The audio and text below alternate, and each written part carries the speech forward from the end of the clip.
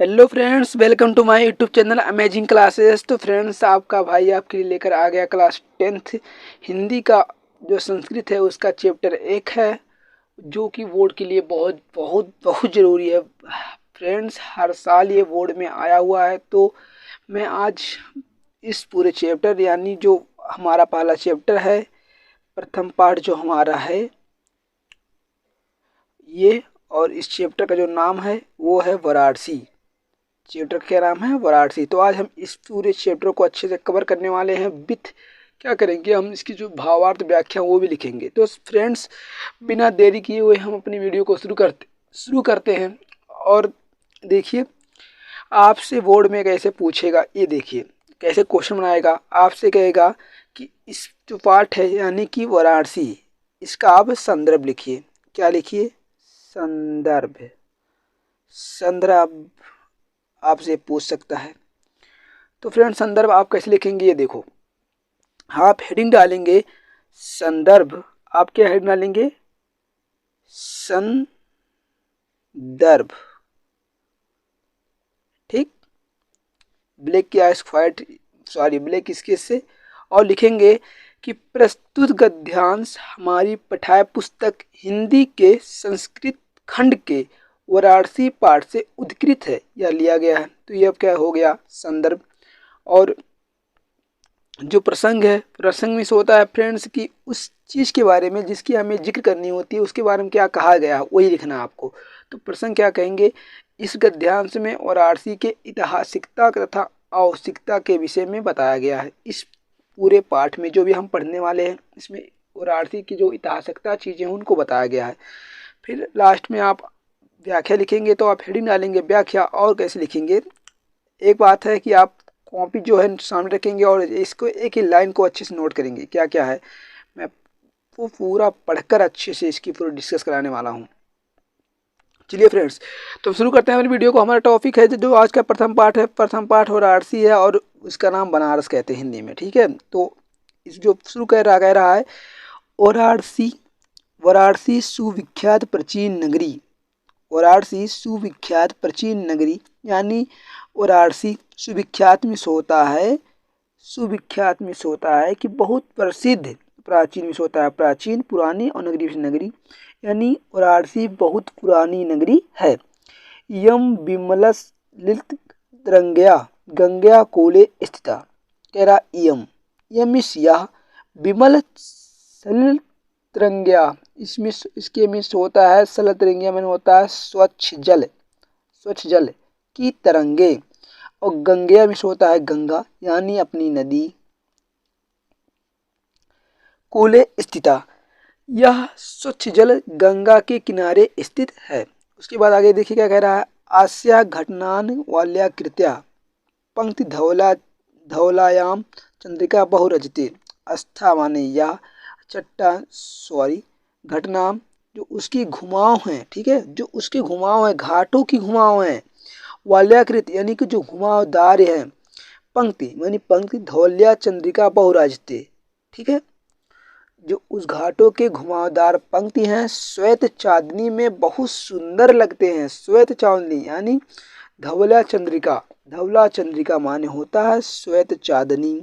आप मीनिंग को अच्छे से याद रखेंगे। उसके बाद है आगे, आगृता पर्यटका सूर्यभ्याम देशभ्याम नित्यम अत्र अन्यत अस्य घटनांचाम शोभयाम विलोकयम इम बहु प्रशंसन्ति। एक मिनट, कह रहा आगृत, अगृत में होता है जिसे गिना ना जा सके। पर्यटक माने होता है यात्री। सूर्वेद देशभ्याम, यहाँ अनेक देश विदेश के लोग यहाँ घूमने के लिए आते हैं। और उनके घाटों की जो शोभा है उस शोभा को देखकर वो उनकी प्रशंसा करते हैं। उसके बाद अगला जो टॉपिक है यानी कि अगला पैराग्राफ। एक बात और, हाँ बोर्ड में आपको पूरा नहीं देगा। अगर ये देगा तो यहाँ से यहाँ तक दे सकता है, यहाँ से इसको यहाँ तक देगा। लेकिन एक बात है कि बोर्ड में आता यही चैप्टर है यानी वाराणसी, वाराणसी ही आता है बोर्ड में। बहुत बार आया है, हर साल आता है, कन्फर्म है। इसके बाद वाराणस्याम प्राचीन काले देवगृह गृहम विद्याम दिव्यम ज्योत दोदते। ठीक है। और आर्ष्याम प्राचीन काले देव गृह गृह विद्याम देव ज्योति धोते, इसके मतलब होता है और आरसी में प्राचीन काल से ही घर घर, ठीक है, घर घर, गृह गृह गेह गेह माने होता है घर घर, ठीक, गेह गेह माने होता है घर घर, घर घर होता है। विद्याम दिव्यम ज्योति धोते, जो विद्या की अलौकिक ज्योति है वो प्रकाशित होती रही है। अधुनिपः अत्र संस्कृत द्वाराम सत्याम प्रवाहित जना ज्ञान ज्ञानंचम वर्ध्यते वर्ध्यते, कह रहा है आज भी, ठीक है, आज भी यह संस्कृत वाणी की धारा निरंतर प्रवाहित होती रही है और लोगों को ज्ञान बढ़ाती है।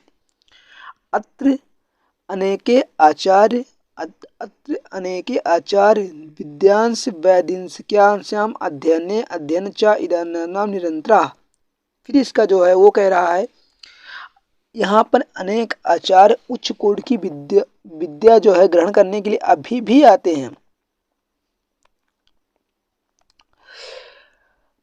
न केवल भारतीय अपिता वैदिकां गिरिवर्त्याम अध्ययनम अत्र आगच्छत निःशुल्कं च विद्याम गच्छन्ति। इसका मतलब होता है फ्रेंड्स, इस जो लाइन का अर्थ है वो है केवल भारत के ही नहीं, केवल भारतीय ही नहीं बल्कि अपितु यानी अलग देश के भी लोग संस्कृत भाषा की विद्या अध्ययन करने के लिए यहाँ आते हैं और निःशुल्क में विद्या यानी फ्री में, कोई फीस नहीं लगता है, निःशुल्क में विद्या ग्रहण करते हैं। अत्र हिंदू विश्वविद्यालय संस्कृत विश्वविद्यालय काशी विद्यापीठ विद्यापाठाम इत्यते इतर विश्वविद्यालय सन्ति येषु नवीनानां प्राचीनम ज्ञान विज्ञान विषयाम अध्ययन प्रचलति। कह रहा है यहाँ हिंदू विश्वविद्यालय संस्कृत विश्वविद्यालय, यहाँ जो 3 विश्वविद्यालय हैं वो है हिंदू विश्वविद्यालय संस्कृत विद्यालय काशी विद्या पीठ। ये 3 विश्वविद्यालय हैं जिनमें नवीन और प्राचीन ज्ञान विज्ञान के विषयों का अध्ययन चलता रहा है, ठीक है। उसके बाद फ्रेंड्स अगला टॉपिक, अगला पैराग्राफ है एसाम नगरी भारतीय संस्कृते एसाम नगरी भारतीय संस्कृते संस्कृत भाषायां चाम केंद्र स्थलीमस्त।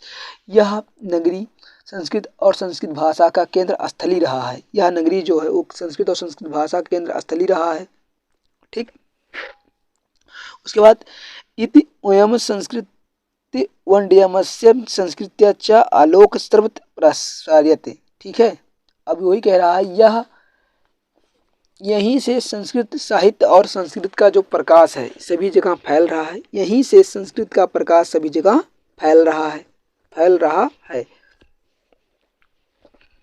मुगल युवराज दारा सिको अज्ञात भारतीय दर्शनम शस्त्राणाम अध्ययनम अकरोत् त तेषां ज्ञानेन प्रभावित अभवत्, ठीक है। जो मुगल का कह रहा है, जो मुगल का दारा किशो मुगल का युवराज दारा सिको ने यहाँ आकर भारतीय दर्शन शास्त्रों का अध्ययन किया, वह उसके ज्ञान से इतना प्रभावित हुआ कि उसने अपने उपनिषदों का अनुवाद फारसी भाषा में करवाया।